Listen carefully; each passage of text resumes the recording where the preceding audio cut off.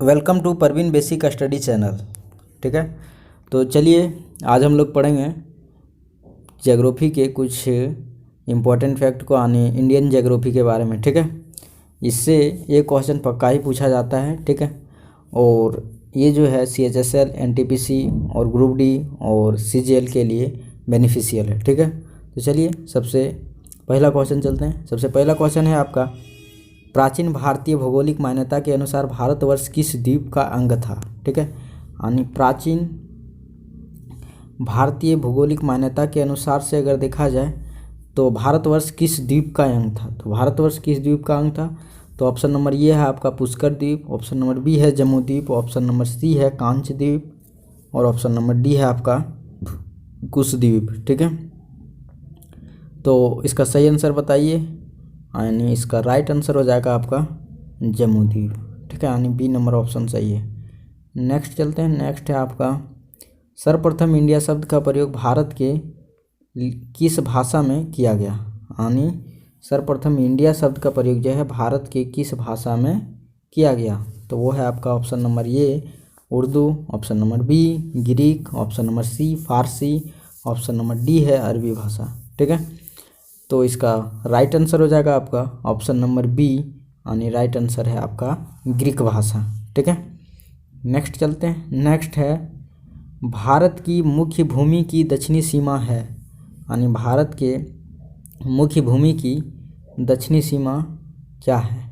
ठीक है, तो आपका ऑप्शन नंबर ये है 6 डिग्री 4 मिनट उत्तरी अक्षांश, बी नंबर है 7 डिग्री 4 मिनट उत्तरी अक्षांश, ऑप्शन नंबर सी है 8 डिग्री 4 मिनट उत्तरी अक्षांश, ऑप्शन नंबर डी है 6 डिग्री 8 मिनट उत्तरी अक्षांश। तो इसका सही आंसर हो जाएगा ऑप्शन नंबर सी, यानी 8 डिग्री 4 मिनट उत्तरी अक्षांश। ठीक है, नेक्स्ट क्वेश्चन चलते हैं। नेक्स्ट क्वेश्चन है आपका, भारत की मानक समय आधारित है।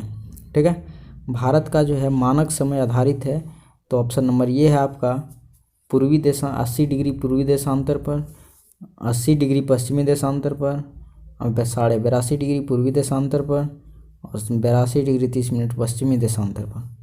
तो इसका सही आंसर बताइए। इसका सही आंसर हो जाएगा आपका अब 82.5 डिग्री पूर्वी देशांतर पर।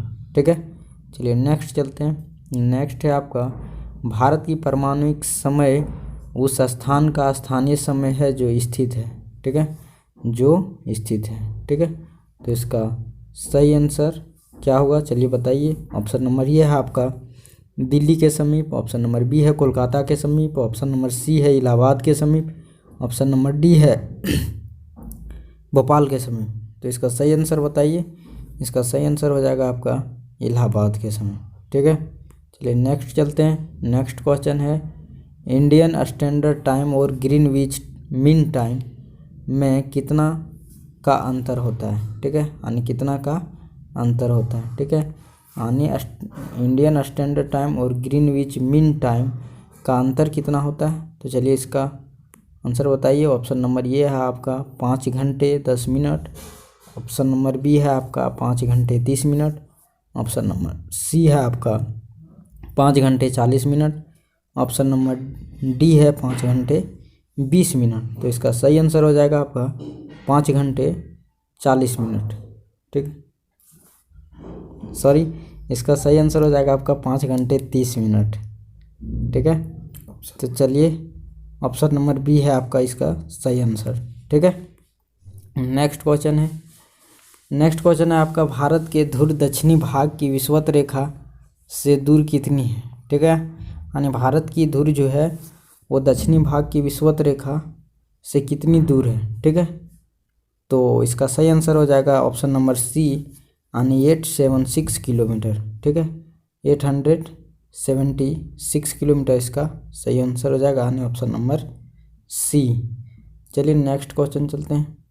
नेक्स्ट क्वेश्चन है आपका, भारत की स्थलीय सीमा की लंबाई कितनी है। ठीक है, यानी भारत की स्थलीय सीमा की लंबाई जो है वो कितनी है, तो ऑप्शन नंबर ये है आपका 6100 किलोमीटर, ऑप्शन नंबर बी है 16.5 किलोमीटर, यानी ऑप्शन नंबर सी है 1200 किलोमीटर, ऑप्शन नंबर डी है 15,200 किलोमीटर। ठीक है, तो इसका राइट आंसर हो जाएगा आपका 15,200 किलोमीटर। ठीक है, नेक्स्ट क्वेश्चन चलते हैं। नेक्स्ट क्वेश्चन है आपका, द्वीप सहित भारत के तटरेखा की लंबाई कितनी है? यानी द्वीप को अगर जोड़ लिया जाए तो भारत के तटरेखा की लंबाई जो है वो कितनी हो जाएगी? ठीक है, तो ऑप्शन नंबर ये है आपका 6100 किलोमीटर, यानी ऑप्शन नंबर बी है 6200 किलोमीटर, ऑप्शन नंबर सी है 7516.5 किलोमीटर, ऑप्शन नंबर डी है 8000 किलोमीटर। इसका सही आंसर बताइए। तो इसका सही आंसर जो है वो option number C right answer है आपका 7516.5 किलोमीटर। ठीक है, चलिए नेक्स्ट क्वेश्चन चलते हैं। नेक्स्ट क्वेश्चन है आपका, भारत की उत्तर से दक्षिण तक की लंबाई कितनी है?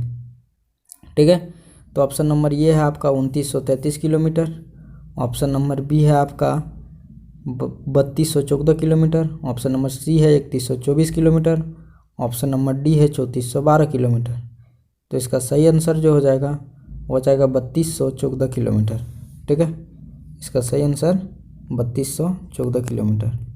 नेक्स्ट क्वेश्चन चलते हैं। नेक्स्ट क्वेश्चन है आपका, भारत की पूर्व से पश्चिम तक की लंबाई है? तो ऑप्शन नंबर ये है आपका 2933 किलोमीटर, ऑप्शन नंबर बी है 3033 किलोमीटर, ऑप्शन नंबर सी है 3133 किलोमीटर, ऑप्शन नंबर डी है 3214 किलोमीटर। तो इसका राइट आंसर हो जाएगा आपका 2933 किलोमीटर। ठीक है, यानी इसका राइट आंसर 2933 किलोमीटर है, यानी पूर्व से पश्चिम तक की लंबाई। ठीक है, चलिए नेक्स्ट क्वेश्चन चलते हैं। नेक्स्ट क्वेश्चन है आपका, भारत की तटरेखा की लंबाई है, भारत के तटरेखा की लंबाई जो है वो कितनी है?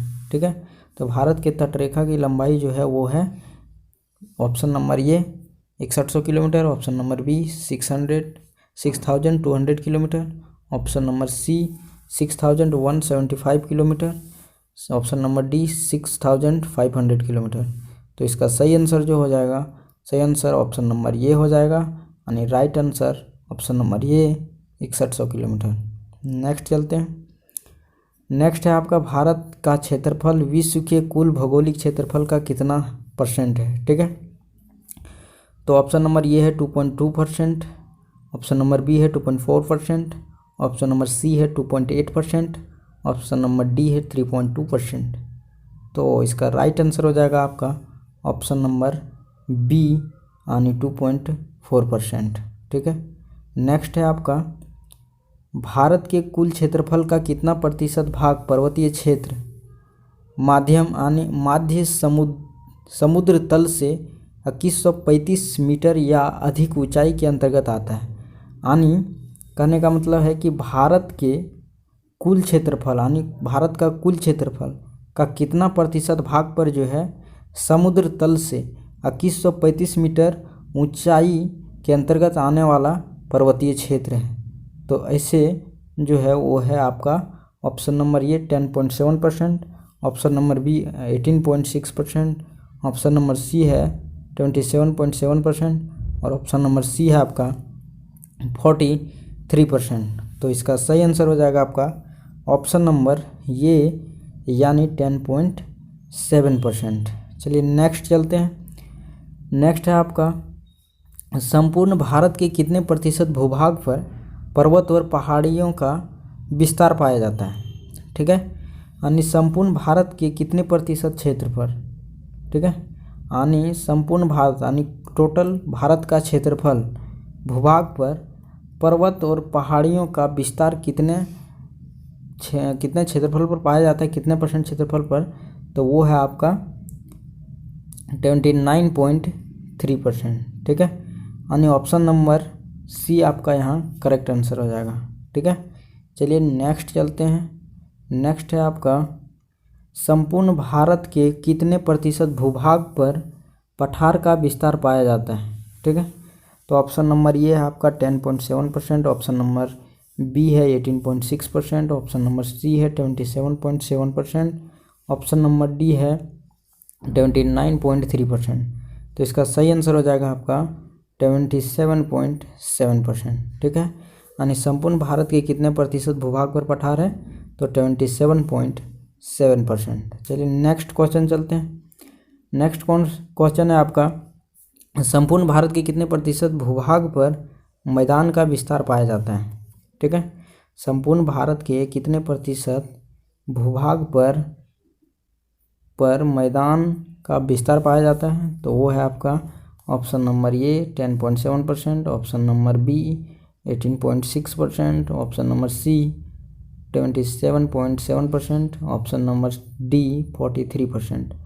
आणि विश्व के टोटल आणि संपूर्ण भारत के 43% पर जो है वो केवल मैदान पाया जाता है।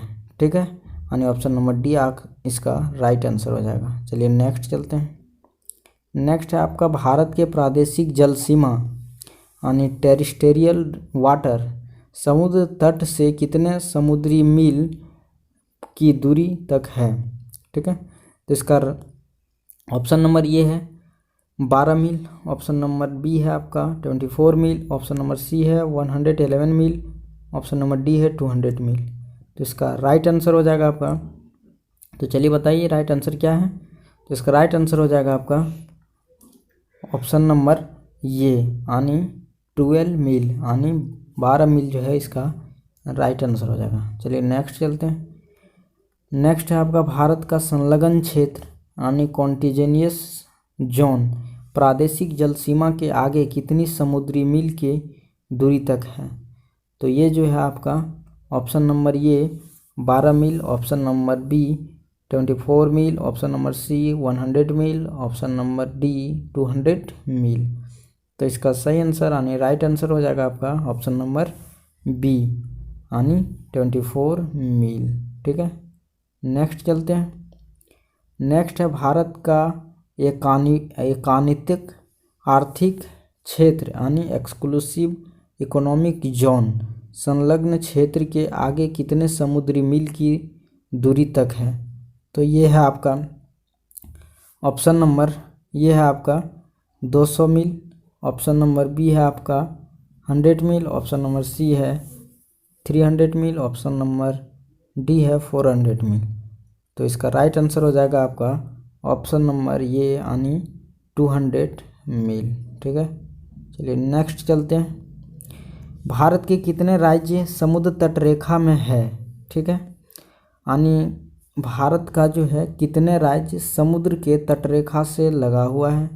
तो वो है आपका 9 राज्य जो है वो समुद्री तटरेखा से लगा हुआ है, यानी ऑप्शन नंबर सी इसका राइट आंसर हो जाएगा। ठीक है, चलिए नेक्स्ट चलते हैं।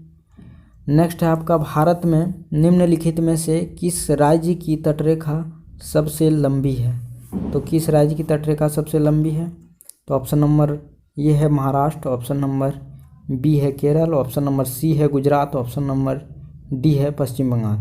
तो इसका सही आंसर हो जाएगा आपका गुजरात, यानी ऑप्शन नंबर सी जो है वो राइट आंसर हो जाएगा, यानी option number C right answer, क्योंकि इसकी सीमा जो है वो सबसे अधिक है। ठीक है, यानी तटरेखा सबसे अधिक है। चलिए नेक्स्ट चलते हैं। नेक्स्ट है निम्नलिखित में भारतीय राज्यों में से किससे होकर कर्क रेखा नहीं गुजरती है? ठीक है, तो किससे होकर कर्क रेखा जो है वो नहीं गुजरती है? तो ऑप्शन नंबर ये है आपका Madhya Pradesh, option number B है Uttar Pradesh, option number C है गुजरात, ऑप्शन नंबर डी है आपका झारखंड। तो किससे होकर कर्क रेखा नहीं गुजरता है? तो वो है आपका उत्तर प्रदेश, यानी ऑप्शन नंबर बी इसका राइट आंसर हो जाएगा। ठीक है, और किन किन राज्यों से होकर गुजरता है? तो वो है आपका पहला गुजरात, दूसरा राजस्थान, तीसरा मध्य प्रदेश, चौथा छत्तीसगढ़ और पांचवा झारखंड, छठा पश्चिम बंगाल और सातवां त्रिपुरा और आठवां मिजोरम, यानी 8 राज्यों से होकर कर्क रेखा जो होता है वो गुजरती है भारत के अंदर। ठीक है, तो 8 राज्यों से होकर जो है कर्क रेखा गुजरती है। कौन कौन से? गुजरात, राजस्थान, मध्य प्रदेश, छत्तीसगढ़ और झारखंड, पश्चिम बंगाल, त्रिपुरा और मिजोरम। चलिए नेक्स्ट चलते हैं। नेक्स्ट क्वेश्चन है आपका कौन सी अक्षांश रेखा भारत के मध्य से होकर गुजरती है? ठीक है, यानी कौन सी अक्षांश रेखा भारत के मध्य से होकर गुजरती है, तो ऑप्शन नंबर ये है कर्क रेखा, ऑप्शन नंबर बी है मकर रेखा, ऑप्शन नंबर सी है विषुवत रेखा और ऑप्शन नंबर डी है आर्कटिक रेखा। तो इसका सही आंसर हो जाएगा आपका ऑप्शन नंबर ये यानी कर्क रेखा। ठीक है, चलिए नेक्स्ट चलते हैं। नेक्स्ट यानी लास्ट क्वेश्चन है आपका, कर्क रेखा भारत के कितने राज्यों से होकर गुजरती है। ठीक है, तो ये तो हम लोगों ने पहले ही पढ़ चुके हैं। यानी ऑप्शन नंबर ये 5 राज्यों से होकर, ऑप्शन नंबर बी 6 राज्यों से होकर, ऑप्शन नंबर सी 7 राज्यों से होकर, यानी ऑप्शन नंबर डी 8 स्टेट से होकर। तो इसका राइट आंसर आप लोगों को पहले ही पता होगा, ऑप्शन नंबर डी इसका राइट आंसर हो जाएगा। ठीक है, तो चलिए आज हम लोग टॉप 25 क्वेश्चन ज्योग्राफी के बारे में पढ़ लिए। तो चैनल को सब्सक्राइब और लाइक कर लें और बेल आइकन को ज़रूर दबाइएगा, क्योंकि आपका नोटिफिकेशन जब भी वीडियो अपलोड होगा तो आपके पास नोटिफिकेशन पहले पहुंचेगा और इसके बारे में आप ज़रूरी चीज़ों को पढ़ पाएंगे। ये टॉप 25 क्वेश्चन है और ये टॉप 25 क्वेश्चन की सीरीज जो है वो चलते रहेगा। ठीक है, आगे भी इसी तरह मिलते रहेगा। ठीक है, तो चलिए thanks for watching this video. तो चैनल को सब्सक्राइब और लाइक कर लीजिए।